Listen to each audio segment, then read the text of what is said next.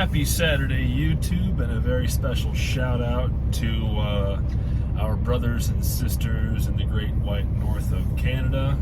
I wish you all very well and very good success in your protest in Ottawa, and I hope that you achieve your personal and political aims, and that the government of our friends in Canada will see sense and begin to adjust their course and trajectory regarding personal freedoms, the freedom of medical choice, and the ability for rationally thinking adults to make informed decisions for themselves versus needing a nanny state of any sort to escort them to a preferred decision. So I'm wishing you all well. Hope you're all doing well. I hope you're all warm and healthy and safe, and I hope your government is taking notice. A lot of us truckers down here in the States are rooting for you. We have your backs, even if we're not riding with you in your convoy. You guys are doing amazing up there, and I really do hope that your message gets through and that the change that you need to see happens. And I hope it happens for you guys swiftly. So, quick update. Did get my drive tires replaced last night. It cost me $5,280, but I believe it was money well spent because I did notice a performance difference in how my truck responded, how it handled, how it drove, and I like what I was feeling a great deal. So I am very glad I made the adjustment, made the change, because when I really had a chance to look at my drive tires, my old ones, when they were off of the truck, they were in pretty bad shape, and I'm glad I made the replacement now in case I do encounter more severe winter weather between now and when the snow goes away for the year, at least until next fall, next winter time. I am glad I have more reliable rubber on my tractor. I'm glad now I'm operating in a much safer equipment standard than I was yesterday morning. So money well spent, time well spent, and now I've got 8 fresh Yokohama 22.5 inch low pro tires. I think they're the SY 517. Look at that receipt. Got the paperwork right here.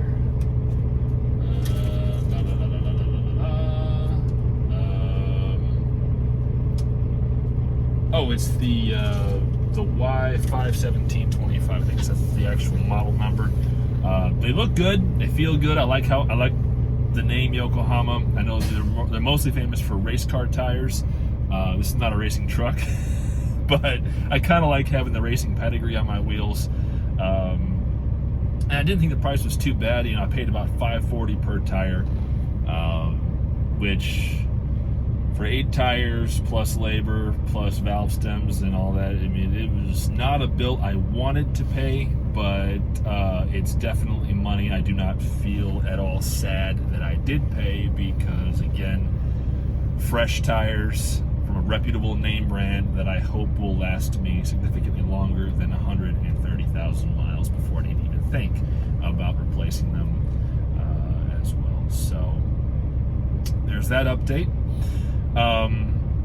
And now to talk a bit of politics in the U.S. regarding supply chain and restrictions and things of that nature. When it comes to the mask mandates that vary from state to state, or the mask requirements in some states, or the mask requests in some states, vaccine mandates versus vaccine preferences, things of that nature.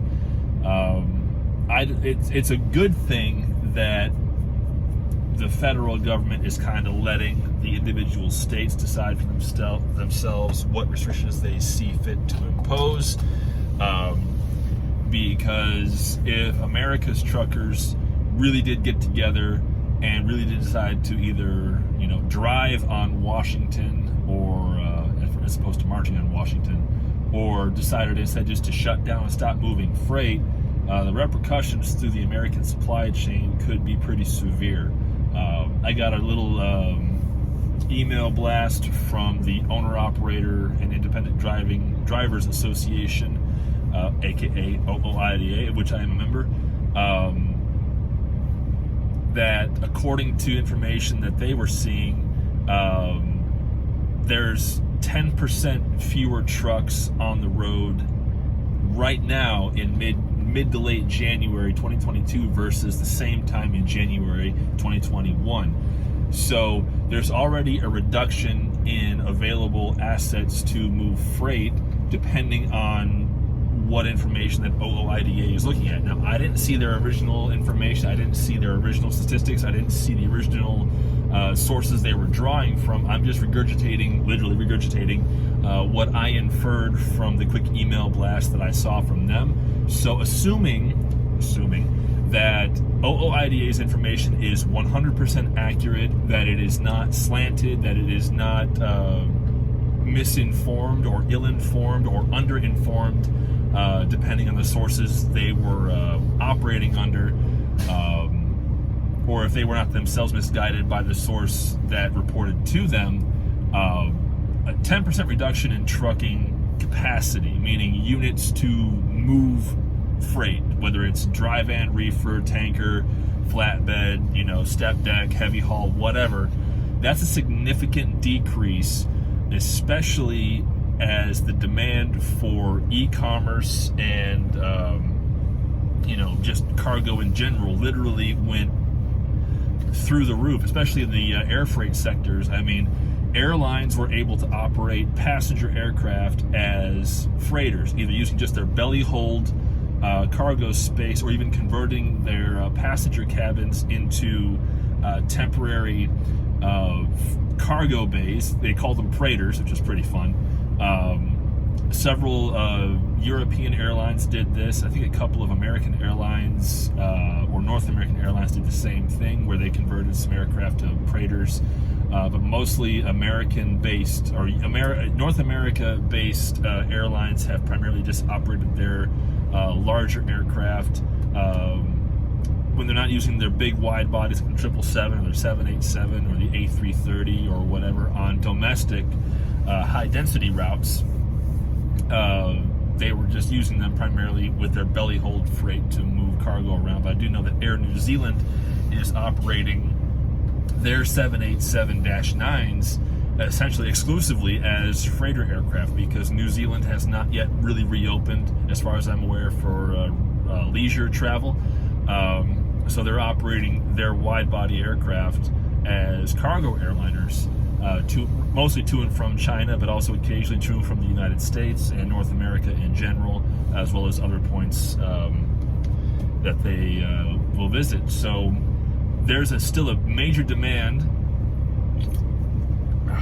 for cargo transport, especially because of the rise of e-commerce. People were relying on Amazon and Peapod and grocery home delivery during the pandemic's heights in order to ensure that they could maintain social distance, or if they were immunocompromised, or felt they were at risk of some sort of immunocompromise, allowing the original COVID variants to affect them negatively or possibly put them in the hospital or kill them.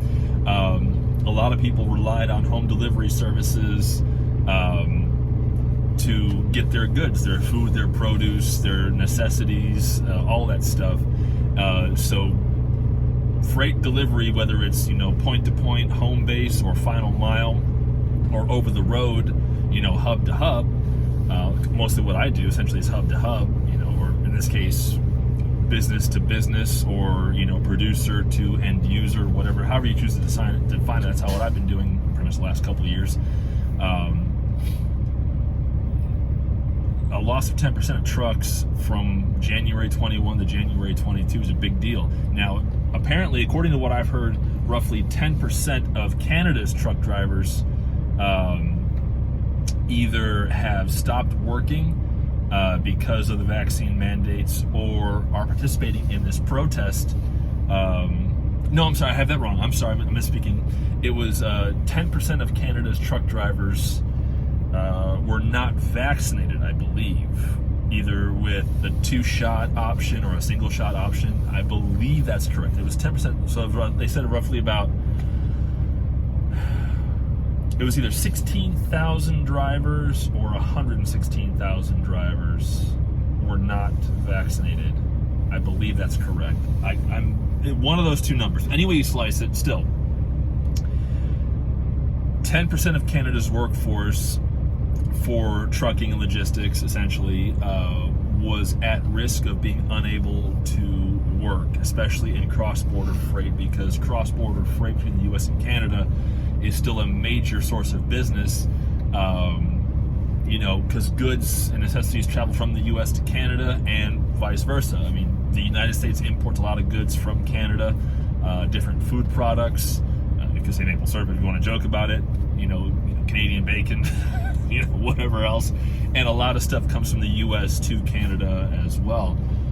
So a lot of business moving back and forth that's very crucial to the lives of both American citizens and Canadian citizens at the same time. And if 10% of those drivers can no longer do cross-border freight, now you've got a 10% reduction in freight that can move cross-border. It increases log jams and pipeline stoppages and so forth at crucial border junctions. So now you get less freight crossing the border because of what people see as unnecessary restrictions or egregious restrictions, however you choose to define it.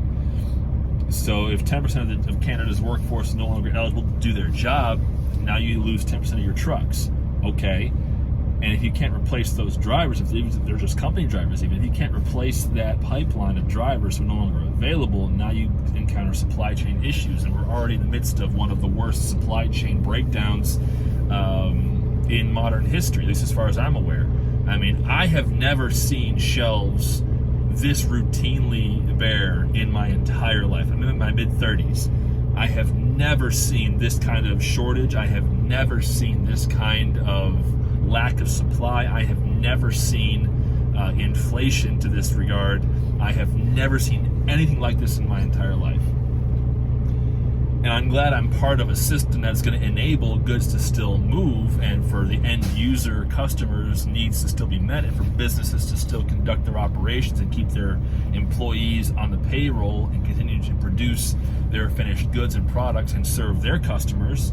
But at the same time, if the federal government is going to step in and start mandating XYZ PDQ, and I start seeing those mandates becoming personally egregious or infringing upon what I believe should be my right to choose or dictate how I live my life, then what incentive do I have to continue working?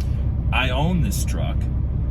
There's no one who can tell me I have to work. There's no one who can tell me I am required to operate this vehicle. I am legally and personally able to make the decision to, number one, cease working, number two, park this truck in a semi-permanent status, and number three, deactivate the insurance on it and therefore make it illegal for anyone else to operate this truck, because it will not be insured, it will not be covered, it will not be compliant with FMCSA or DOT regulations. Now, I'm one truck.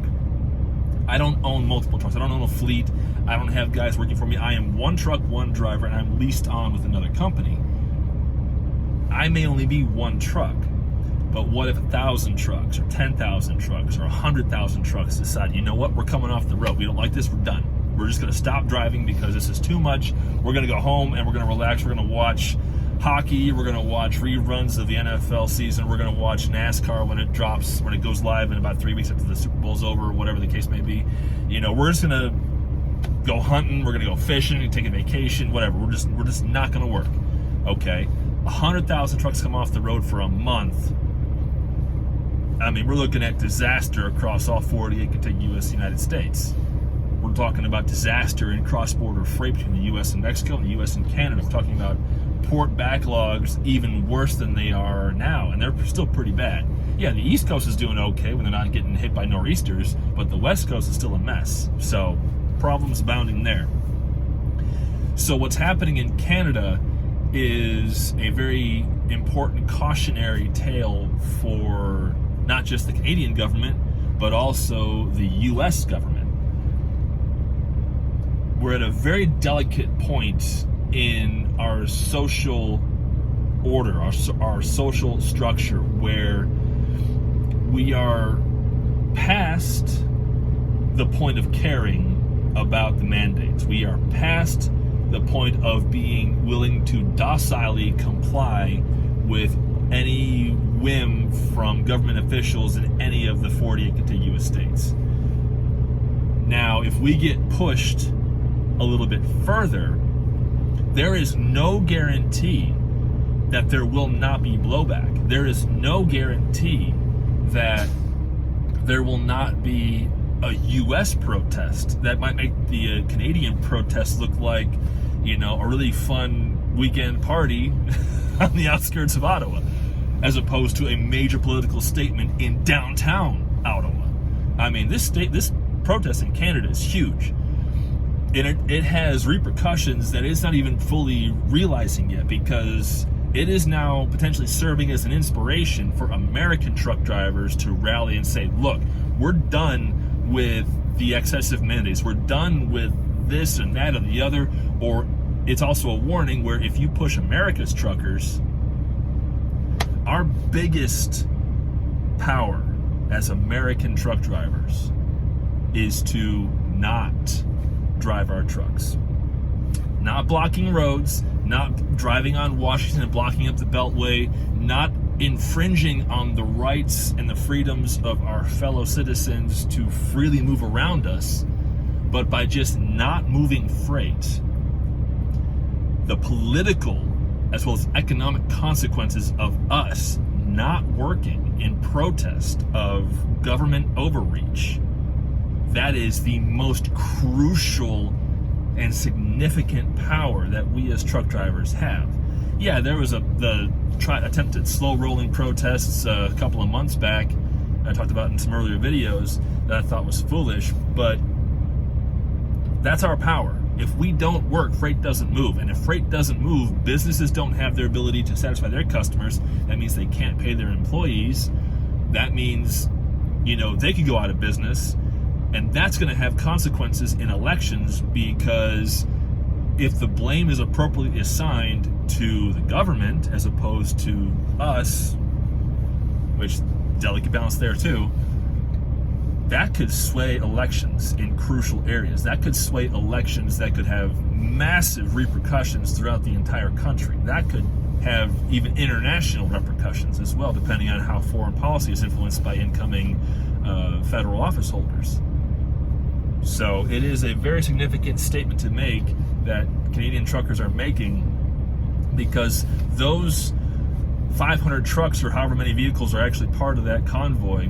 That's a big statement. That's 500 vehicles that could be moving revenue freight right now that are not moving revenue freight right now. That means businesses, customers, and consumers in Canada currently are not being served by 500 vehicles. Now, that may be a drop in the bucket overall, but 500 vehicles is still 500 vehicles.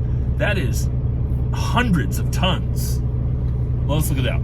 Okay, the U.S., you can do about 22 tons, maybe 23 tons by U.S. regulation in terms of gross vehicle weight ratings. Okay, 22 tons time 23 tons time. Multiply that by 500. All right, that's well over 1,000 tons of goods. Potentially 1,000 tons of goods. Those trucks could be moving every day. That's 1,000 tons. All right. Now that's 10 freight cars on a freight train. 10. Big deal. Most freight trains are 100, 150 cars anyway. But still, that's 10 freight cars worth of freight not moving for one day. Now, those trucks have been driving for, I think, 3 days to get from Vancouver to Ottawa. All right. So that's 3,000 potential tons of freight that did not move in 3 days. Okay. Now, if those trucks don't start moving freight again, tomorrow, there's 4,000 tons. Monday, 5,000 tons. Tuesday, 6,000 tons. I mean, it could be 10 to 12 to 14,000 tons of freight not moving just by those 500 vehicles.